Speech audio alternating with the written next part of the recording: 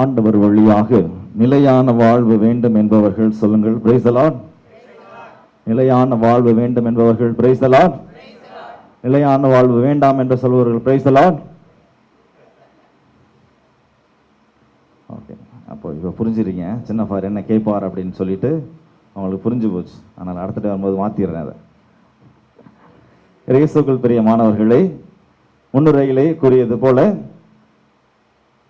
இறை வார்த்தைகள் நமக்கு நிலையான வாழ்வு என்று நாம் எதை நோக்கி பயணிக்கின்றோம் அல்லது நிலையான வாழ்வு வேண்டாம் என்று நாம் எதை நோக்கி பயணிக்கின்றோம் என்பதை அழகாக எடுத்துரைக்கின்றது. நிலையான வாழ்வு வேண்டும் என்றால் நாம் இறைவன் இயேசு கிறிஸ்துவோடு ஒன்றித்து பயணிக்க வேண்டும். ஒருவேளை நிலையான வாழ்வு வேண்டாம் என்று நாம் நினைத்தால் உண்மையாகவே ஆண்டவரை மறுதலித்து செல்வத்திற்கு அடிபணிந்து செல்வத்தை மட்டுமே கையாளுவதில் முக்கிய கவனம் கொடுத்து நாம் அதோடு பயணிக்க வேண்டும்.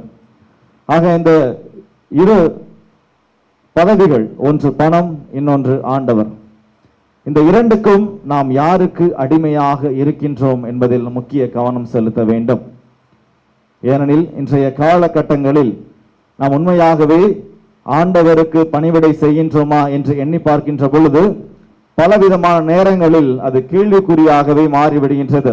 ஏனெனில் நாம் எத்தனை முறைதான் ஆண்டவரை நோக்கி மன்றாடினோம் என்றாலும் அல்லது ஆண்டவருக்கு உகந்த வாழ்க்கை நாம் வாழ்கின்றோம் என்று எண்ணி பார்த்தாலும் ஏதோ ஒரு வகையில் நாம் ஆண்டவரை உதறி தள்ளிவிட்டு பாவ குழியில் விழுகின்றோம் அல்லது செல்வங்களுக்கு அடிமையாகி விடுகின்றோம். ஆக இன்றைய இறை வார்த்தை நமக்கு எடுத்துரைப்பது, நாம் எந்த வழியில் வாழ்ந்தாலும் இரண்டுக்கும் எஜமானாகவோ இரண்டுக்கும் பணியாளராகவோ வாழ முடியாது என்று. ஆக நாம் ஏதாவது ஒன்றை மட்டுமே தேர்ந்தெடுக்க முடியும், ஆண்டவரையா அல்லது செல்வத்தையா என்று. ஒரு ஊரிலே ஒரு கணவனும் மனைவியும் வாழ்ந்தார்கள். அந்த மனைவிக்கு உடல் சுகம் இல்லாத நேரம் வந்தது. அந்த வேளையில் தன்னுடைய கணவனிடம் அவள் கூறுகின்றார், ஒருவேளை நான் இறந்து விட்டால் என்னுடைய கல்லறை காயும் வரை நீங்கள் மற்றொரு திருமணம் செய்யக்கூடாது என்று. என்ன? என்னுடைய கல்லறை காயும் வரை மற்றொரு திருமணம் செய்யக்கூடாது என்று அவள் சத்திய வாக்கு கேட்டு வாங்கி கொள்கின்றார். ஆக கணவனும் கல்லறை தானே, 2 நாள், அதை தாண்டி போனா 3 நாள் காஞ்சிரும், சத்தியம் பண்ணிடலாம் என்று சத்தியம் பண்ணியாச்சு. அடுத்த நாளே மனைவியானவள் இறந்து விடுகின்றார். அடுத்த நாளே மனைவியானவள் இறந்து விடுகின்றார். ஆக இறந்த பிறகு அடக்கம் செய்கின்றார்கள். அடக்கம் செய்த பிறகு ஒவ்வொரு நாளும் காலையில் இந்த கணவனானவர் அந்த கல்லறைக்கு செல்கின்றார், தன்னுடைய மனைவியை அடக்கம் செய்த கல்லறைக்கு செல்கின்றார். ஆனால் ஒரு நாளும் அந்த கல்லறை காய்ந்தார் போல தெரியவில்லை. எல்லா நாட்களிலுமே அது ஈரமாகவே இருந்தது. ஆக இவ்வாறு நாட்கள் கடந்தன, மாதங்கள் கடந்தன, ஓராண்டு நினைவு நாள் வந்தது. 1 வருடம் அவள் இறந்து அவள் அடக்கம் செய்யப்பட்டு ஓராண்டு. ஆக அன்று நினைத்தான் கணவன், இன்றைக்காவது நான் வெகு விரைவாக சென்று அந்த தன்னுடைய மனைவி அடக்கம் செய்யப்பட்டிருந்த கல்லறைக்கு சென்று ஜெபித்து விட்டு என்னுடைய வேலைக்கு சென்று விடலாம் என்று ஒரு 5 மணியை போல அதிகாலை 5 மணிக்கு செல்கின்றான்.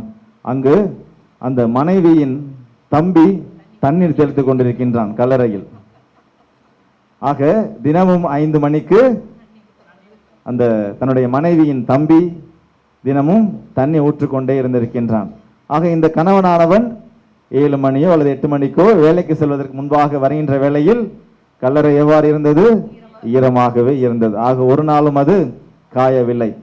அதன் பிறகு இந்த கணவனானவன் அந்த மனைவியினுடைய தம்பியிடம் கேட்கின்றார், எதற்காக நீ இந்த தண்ணீர் ஊற்றுகின்றாய் என்று. அதற்கு அவன் சொன்னது, என்னுடைய அக்கா உங்களிடம் சத்திய வாக்கு வாங்கினது போல என்னிடமும் ஒரு சத்திய வாக்கு வாங்கினாங்க. என்ன சத்திய வாக்கு என்றால், என்னுடைய பெயரிலும் என்னுடைய கணவருடைய பெயரிலும் எல்லா சொத்துக்களும் அடங்கி இருக்கின்றது. ஒருவேளை நான் இறந்து போய்விட்டால், என்னுடைய கணவர் வேறு ஒரு திருமணம் செய்து கொண்டு விட்டால் சொத்துக்கள் முழுவதும் போயிடும். அதனால சத்திய வாக்கு வாங்கியாச்சு. தண்ணி டெய்லி நீ ஊற்றிக்கிட்டே இருக்கணும். ஆக நான் இறக்கும் வரை நான் என்னுடைய அக்கா சமாதிக்கு கல்லறைக்கு தினமும் தண்ணி ஊற்றிக்கிட்டே தான் இருப்பேன். ஆக ஒருவருடைய வாழ்வு எதை நோக்கி இருக்கின்றது என்று சற்று எண்ணி பாருங்கள். இறந்த பின்னும் சொத்து சொத்து சொத்து, இருக்கும் போதும் சொத்து சொத்து சொத்து. இறந்த பின்னும் என்னுடைய பெயரில் ஏதாவது ஒன்று இருந்தே ஆக வேண்டும். ஆக நாம் இருக்கும் போதும் ஒரு செல்வத்தை நோக்கி ஓடுகின்றோம், இல்லாத போதும் செல்வம் என்னுடைய பெயரிலாவது இருக்கட்டும் என்ற ஒரு மனப்பான்மையை நாம் பெற்றுக்கொண்டுள்ளோம் இந்த மாய உலகில்.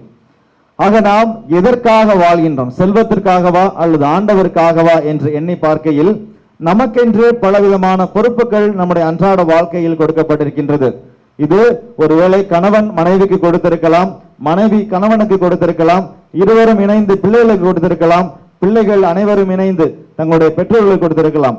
ஆனால் இவர்கள் அனைவரையும் ஒரு பொறுப்புள்ள குடும்பமாக இந்த திருச்சபைக்கும் சரி இந்த உலகிற்கும் சரி கொடுத்தது இறைமகன் இயேசு கிறிஸ்து தந்தையாம் கடவுள் வழியாக. ஆக நமக்கென்று பலவிதமான பொறுப்புகள் உண்டு. இந்த பொறுப்புகளைத்தான் ஒரு 4 வகைகளாக பிரித்து உங்கள் முன் எடுத்துரைக்க ஆசைப்படுகின்றேன். இந்த 4 பொறுப்புகளில் நாம் எந்த பொறுப்புள்ள மனிதர்களாக அல்லது பொறுப்பு இல்லாத மனிதர்களாக வாழ்கின்றோம் என்று எண்ணி பார்க்க வேண்டும். ஏனெனில் இறை வார்த்தை அழகாக எடுத்துரைக்கின்றது, நாம் யாரும் இரு எஜமான்களுக்கு பணிவிடை செய்ய முடியவே முடியாது.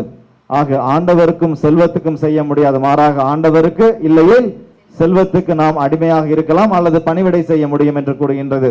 ஆக உங்களுக்காக நான் தருகின்ற முதல் நிலை பொறுப்பற்ற நிலை. ஈஸியா தெரியும்ல, பொறுப்பற்ற நிலை. பொறுப்பு இல்லாம நம்ம எல்லாரும் வாழ்றோம், அதனால தான் சாமி பொறுப்பற்ற நிலை என்று. ஆக நற்செய்தி வாசகத்திலே பார்க்கின்றோம், ஒரு செல்வந்தனுடைய வீட்டில் ஒரு வீட்டு பொறுப்பாளர் எவ்வாறு இருக்க வேண்டும் என்பதற்கு அழகாக ஒரு சான்று. ஆக பொறுப்பில்லாமல் வாழ்ந்ததன் காரணமாக தன்னுடைய பதவியை அல்லது வேலையை இழக்க நேரிடுகின்ற ஒரு தருணம். ஆக நாமும் நம்முடைய அன்றாட வாழ்க்கையை பார்க்கின்ற பொழுது நமக்கென்று குடும்பம் என்பது உண்டு, நமக்கென்று ஒரு வேலை வாய்ப்புகள் உண்டு, நமக்கென்று திறமைகள் உண்டு. ஆனால் இவை அனைத்தையும் வைத்து நாம் நம்முடைய அன்றாட வாழ்க்கையில் முன்னேறுகின்றோமா என்று எண்ணி பார்க்க வேண்டும். அல்லது நம்முடைய திறமைகள் எக்கேடு கெட்டு போகட்டும், என்னுடைய குடும்பம் எக்கேடு கெட்டு போகட்டும், என்னுடைய வாழ்க்கை எதனைக்கு போகின்றது என்று தெரியாமல் போகட்டும், நான் எனக்கு உணவு கிடைத்தால் போதும், நான் நன்றாக தூங்கினால் போதும், அது மட்டும் எனக்கு போதும் என்று இருந்தோமே ஆனால் இந்த மனிதனுக்கு எவ்வாறு செல்வந்தனுடைய வீட்டிலிருந்து வேலை இல்லாமல் அகற்றி விட்டார்களோ அதே போல்தான் நமக்கும் கிடைக்கும். ஆக நாம் எந்த நிலையில் வாழ்கின்றோம்? உண்மையாகவே பொறுப்பற்ற நிலையில் வாழ்ந்தோமேயானால் நாம் பாவ குழியில் விழுந்து கிடக்கின்றோமே தவிர அதிலிருந்து எட்டி கூட பார்க்கவில்லை நான் எந்த குழியில் கிடக்கின்றேன் என்று. அந்த குழியிலே விழுந்து கிடக்கின்றோம். ஆனால் நாம் நம்முடைய முகங்களை ஏணி வைத்து எட்டி கூட பார்ப்பதில்லை நான் எந்த குழியில் கிடக்கின்றேன் என்று கூட. ஆக நாம் பொறுப்பற்ற நிலையில் இருந்தால் இந்த மனிதனை போல இவன் எவ்வாறு செல்வந்தன் வீட்டிலிருந்து தள்ளிவிட போகின்றானோ அல்லது இந்த வேலையிலிருந்து நிராகரிக்கப்படுகின்றானோ அதே போல்தான் நாமும் நம்முடைய திருச்சபையிலிருந்தும் சரி நம்முடைய ஆண்டவருடைய வான் வீட்டிலிருந்தும் சரி அல்லது விண்ணரசிலிருந்தும் சரி நாம் உதறி தள்ளப்படுவோம் ஒரு நாள் பாவ குழியில் கிடந்தோமே ஆனால். ஆக நாம் எந்த குழியில் கிடக்கின்றோம் என்று சற்று அலசி ஆராய்ந்து பார்க்க வேண்டும் நம்முடைய அன்றாட வாழ்க்கையில். இரண்டாவது, தன் நிலைமையை உணரும் நிலை. தன்னுடைய நிலைமையை உணரும் நிலை. அந்த மனிதன் அழகாக எண்ணுகின்றான், ஒருவேளை நான் இந்த வேலையிலிருந்து அல்லது இந்த வீட்டிலிருந்து அகற்றப்பட்டு விட்டால் எனக்கு மண்வெட்டை எடுத்து கூட வெட்ட தெரியாது அல்லது பிச்சை எடுத்து கூட உண்ண தெரியாது, அது எனக்கு மிகப்பெரிய ஒரு அவமானம் என்று. ஆக தான் எந்த நிலையில் இருக்கின்றான் என்பதை உணர்ந்து கொள்கின்றான். ஆக நாம் ஒவ்வொருவரும் நம்முடைய அன்றாட வாழ்க்கையில் நாம் யார், நாம் யாராக இந்த உலகில் வாழ்கின்றோம் அல்லது நான் யாராக என்னுடைய குடும்பத்தில் வாழ்கின்றேன் என்று எண்ணி பார்க்க வேண்டும். தன்னுடைய நிலைமையை அல்லது நிலையை உணர்ந்து கொள்ள வேண்டும். ஆனால் நாம் எத்தனை முறை பாவ சங்கீர்த்தனம் செய்தோமே என்று எண்ணி பார்த்தால் அது உங்களுக்கு தான் தெரியும். நான் ஒரு பாவி என்பதை உணர வேண்டும். அதனால தான் சொன்னேன், ஃபர்ஸ்ட் பாவ குழியில் விழுந்து கிடந்தீர்கள் என்றால் சற்று உங்களுடைய முகத்தை நீங்கள் மேல் நோக்கி பார்க்க வேண்டும். அதற்கு என்ன வழி என்று எண்ணி பார்க்க வேண்டும். ஆக இரண்டாவது வழி, தன்னுடைய நிலைமையை நாம் உணர வேண்டும் என்றால் நான் பாவி என்பதை ஒற்றுக்கொள்ள வேண்டும். அந்த மனிதன் தான் செய்த பாவத்தை உணர்கின்றான். இந்த பாவம் நான் செய்துவிட்டேன், ஆனால் வேறொரு வழியில் நான் வாழ்ந்து விடலாமா என்று எண்ணி பார்க்கின்ற பொழுது அவனுக்கு கிடைக்கின்ற பதில், நான் எந்த வழியிலும் என்னால் வாழ முடியாது, மாறாக இதே வேளையில் இதே செல்வந்தனுக்கு நான் வீட்டு பொறுப்பாளராக வாழ்ந்தால் மட்டுமே நான் இந்த உலகில் வாழ முடியும் என்பதை நம்பிய மனிதன் தன்னுடைய நிலைமையை உணர்கின்றான். ஆக நாமும் அனைவருமே ஒரே குடும்பமாக ஒரே கிறிஸ்தவர்களாக இந்த சமுதாயத்தில் வாழ்கின்றோம். ஆனால் நாம் நம்முடைய நிலைமையை உணர்ந்து வாழ்கின்றோமா என்று எண்ணி பார்த்தோமேயானால் அது சற்று மிக மிக குறைவு. ஏனெனில் நேற்று நம்முடைய உறுதிப்பூசல் எடுக்கிற மாணவர்கள் இருக்காங்களா? பேரண்ட்ஸ் இருப்பீங்களா? கொஞ்சம் பேராவது? யாருமே இல்லையா? யாருமே இல்லைன்னு சொல்லிடுவீங்க, தெரியும். சில மாணவர்கள், சில அவர்களுடைய தந்தையும் சரி அல்லது தாயும் சரி பாவ சங்கீர்த்தனம் செய்வதற்காக வருகின்றார்கள். வந்து கேட்கின்றார்கள் என்னவென்றால், சாமி எப்படி பாவ சங்கீர்த்தனம் செய்கிறது? எப்படி பாவ சங்கீர்த்தனம் செய்கிறது? அதுக்கு நான் என்ன பண்ண முடியும்? ஏங்குத்தமா ஓங்குத்தமா யார நானும் குத்தம் சொல்ல, அதுதான் நான் பாட முடியும்.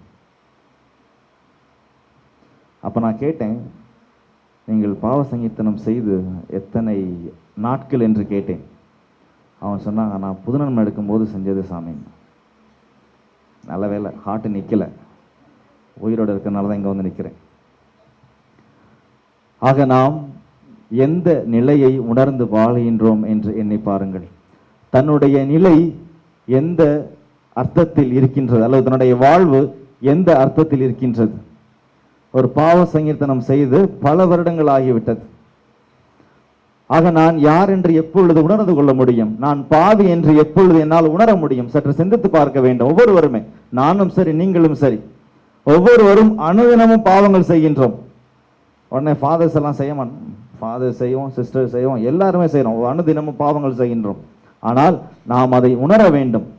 ஏன்னா எல்லா நாளும் சும்மா மாரில் அடிச்சுக்கிட்டா மட்டும் பத்தாது. அடிச்சுக்கிட்டா ஆண்டவர் ஏத்துக்கிறாரு பாவத்தை? கிடையாது.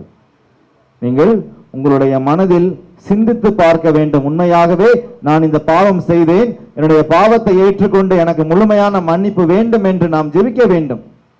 அதனால்தான் இந்த மனிதன் முன்மாதிரியாக செயல்படுகின்றான், தன்னுடைய நிலையை உணர்கின்றான், உணர்ந்து செயல்படுகின்றான். இனி அடுத்த செயல் நான் எவ்வாறு இருக்க வேண்டும் என்று அவன் யூகித்து பார்க்கின்றான். அதனால்தான் மூன்றாவது நிலை என்னவென்றால் முன்மாதிரியாக சிந்திக்கும் செயல். முன்மாதிரியாக சிந்திக்கும் செயல். என்ன செய்கின்றான்? அழகாக சிந்திக்கின்றான். யாரெல்லாம் கடனாக இருக்கின்றார்களோ அவர்களுக்கெல்லாம் கடனை குறைத்து கொடுக்கின்றான். 100 இருந்தால் 80, 80 இருந்தால் 50 என்று சற்று குறைவாக கொடுக்கின்றான். இவன் எதற்காக குறைவாக கொடுத்தான்? பாவத்தை தீர்க்கவா? இவன் எதற்காக சற்று குறைவாக கொடுத்திருப்பான் அல்லது கொடுத்தான்?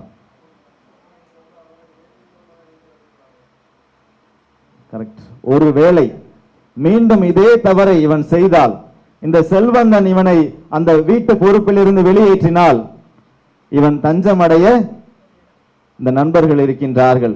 நான் அன்று உன்னுடைய கடனை குறைத்து கொடுத்தேன். அதனால் ஒரு நல்ல ஒரு சிந்தனை அவனிடம் உண்டு. என்னவென்றால், நான் ஒருவேளை அவனுடைய வீட்டிற்கு சென்றால் அவன் என்னை காப்பாற்றுவான், எனக்கு உணவு அளிப்பான், என்னை பார்த்து கொள்வான் என்ற ஒரு எண்ணத்தில் சிந்திக்கின்றான், செயல்படுகின்றான், தன்னுடைய வாழ்க்கையை கெட்டியாக பிடித்துக் கொள்கின்றான். அதனால்தான் அவனுடைய கடனை கொஞ்சம் கொஞ்சமாக குறைக்கின்றான். சரிபாதியாக குறைத்து தன்னுடைய செல்வந்தனிடம் கூறுகின்றான், 100 கிடையாது மாறாக 80, 80 கிடையாது மாறாக 50 என்று. ஆக நம்முடைய அன்றாட வாழ்க்கையிலும் நாம் முன்மாதிரியாக செயல்படுகின்றோமா அல்லது சிந்திக்கின்றோமா என்று எண்ணி பார்க்க வேண்டும். அவ்வாறு பார்த்தோமேயானால் சில நேரங்களில் கிடையாது. ஏனெனில் நம்முடைய மனதில் ஏற்படுகின்ற சிந்தனைகள் எவ்வாறு என்றால், காசு இருந்தால் ஒரு விதமான செயல், காசு இல்லை என்றால் ஒரு விதமான செயல். சில நேரங்களில் நான் பார்ப்பதுண்டு, ஏதாவது ஒரு தொழிலகம் அல்லது ஆபீஸ் எங்கேயாவது போனோம்னா நல்ல டிப்டாப்பாக போனோம்னா உடனே சார் வாங்க சார் உள்ளே வாங்க சார் அப்படிம்பாங்க. ஒரு வேளை டிப்டாப் இல்லாமல் சும்மா நார்மலாக போனோம்னா அங்கேயே கடை உட்கார் 2 மணி நேரம் அங்கேயே இரு பார்க்கலாம் அப்படின்னு சொல்லிட்டு. ஆக நாம் யாரை உண்மையாகவே மதிக்கின்றோம் அல்லது மரியாதை கொடுக்கின்றோம் என்று எண்ணி பார்க்க வேண்டும். முன்மாதிரியாக உண்மையாகவே செயல்படுகின்றோமா என்று எண்ணி பார்க்க வேண்டும். இங்கு காசு உள்ளவனுக்கு ஒரு மரியாதை, காசு இல்லாதவனுக்கு ஒரு மரியாதை. ஆக காசு உள்ளவனெல்லாம் நல்லவனா சாமி? அப்போ காசு உள்ளவன் எல்லாம் நல்லவனா சாமி? எந்த பாவமும் செய்யாதவனா? அவன்தான் அதிகமா பாவம் செஞ்சிருப்பான் அப்படின்னு சொன்னா, இப்ப பூசை முடிஞ்ச வந்தோன்னா இங்க வா, உனக்கு தெரியுமா நான் பாவம் செஞ்சேன்னு? அதான் கேட்பீங்க, அதானே?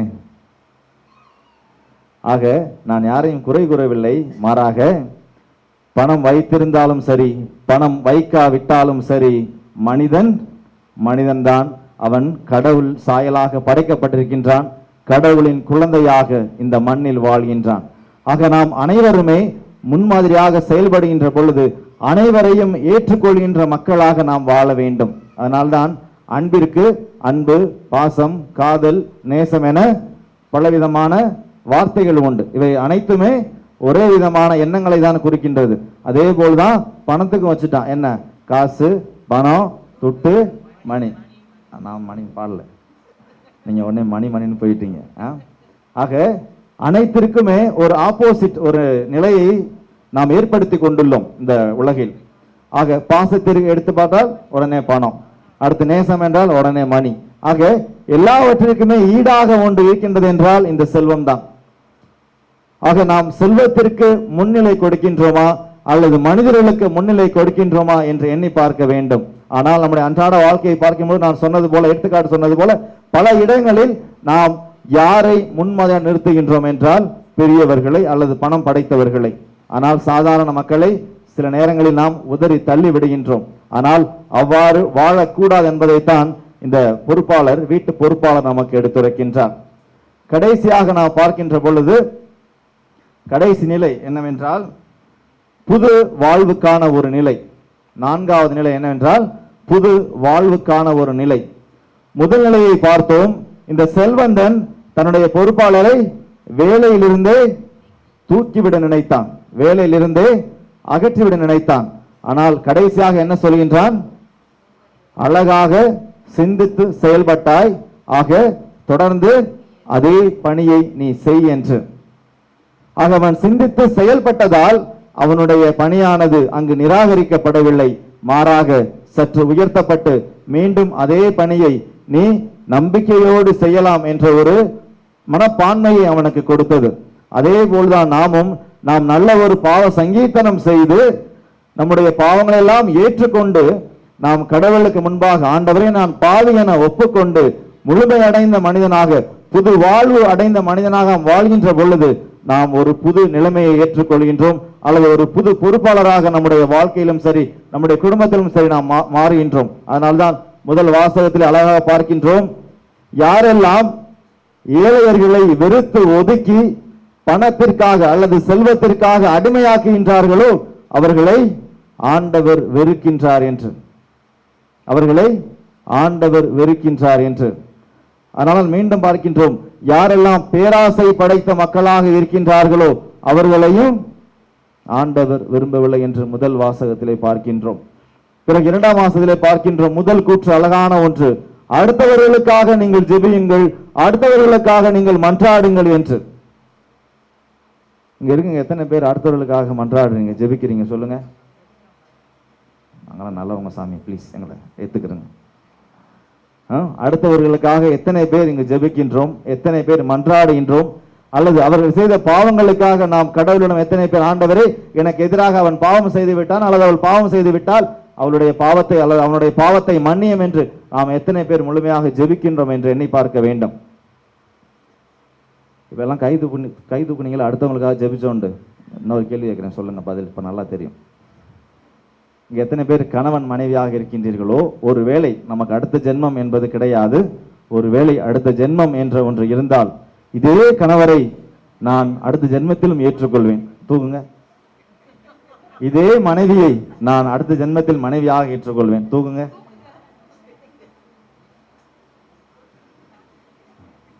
கைவிட்டு எண்ணலாம். 10, 12, 15 அவ்வளவுதான். ஆக இதுல என்ன நீங்க கைது, நாங்க எல்லாருக்காகவும் ஜெபிக்கிறோம் சாமி. உண்மையாகவே உங்களுடைய கணவருக்காக ஜெபித்து, உங்களுடைய மனைவிக்காக ஜெபித்து, உங்களுடைய பிள்ளைகளுக்காக ஜெபித்து, உங்களுடைய உறவுகளோடு ஒன்றித்து வாழ்கின்ற அனைத்து உறவுகளுக்காகவும் ஜெபித்து, அனைவரும் பொறுப்பற்ற நிலையை விட்டுவிட்டு பொறுப்புள்ள நிலையில் முன்மாதிரியாக செயல்பட்டு தன் நிலை உணர்ந்து ஒரு புது நிலைக்கு வருகின்ற பொழுதுதான் இந்த உறவானதும் சரி, அல்லது கடவுளுக்கும் நமக்கும் உள்ள உறவானது சரி, சற்று முதிர்ச்சி அடைந்து விடாமல் சற்று புன்னகைக்கின்றது என்று. ஆக நம்முடைய உறவானது ஆண்டவருக்கு முன்பாக புன்னகைக்க வேண்டுமா, அல்லது காய்ந்து ஒரு பூவானது எவ்வாறு காய்ந்து கருவாடாக போகின்றதோ அவ்வாறு ஆக வேண்டுமா என்பது நம்முடைய எண்ணங்களிலும் நம்முடைய பொறுப்புகளிலும் உண்டு. ஆக நாம் யாராக வாழ்கின்றோம்? செல்வத்திற்கு அடிமையாகவா அல்லது ஆண்டவருக்கு அடிமையாகவா? எந்த பொறுப்பை நாம் உணர்ந்து வாழ்கின்றோம்? ஆண்டவருக்கேற்ற பொறுப்புள்ள மனிதனாகவா அல்லது செல்வத்திற்கு அடிமையாகி அதை குறித்து நாம் ஓடுகின்ற வாழ்க்கை அல்லது பொறுப்பில்லாத வாழ்க்கையை நாம் வாழ்கின்றோமா? சற்று என்னை பார்த்து தொடர்ந்து ஜெபிப்போம். நமக்காகவும் நம்மோடு வாழ்கின்ற அனைவருக்காகவும் ஜெபிப்போம். அதன் வழியாக ஆண்டவரோடு ஒன்றித்து வாழக்கூடிய ஒரு பயணத்தை, பொறுப்புள்ள மக்களாக வாழக்கூடிய ஒரு பயணத்தை கடவுள் நமக்கு அருள்வார். ஆமென்.